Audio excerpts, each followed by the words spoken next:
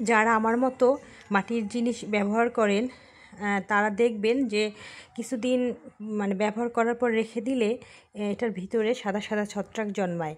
এগুলো আসলে দেখতে খুবই বাজে লাগে এবং পরিষ্কার করতেও খুব কষ্ট হয়।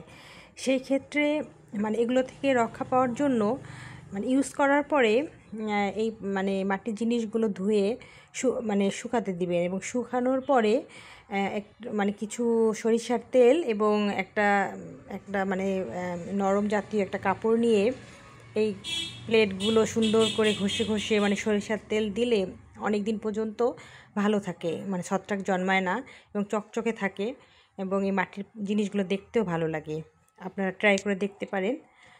আশা করছি ভালো ফলাফল পাবেন এবং পাত্রগুলো সুন্দর থাকবে এবং পরিষ্কার করতেও ঝামেলা হবে না।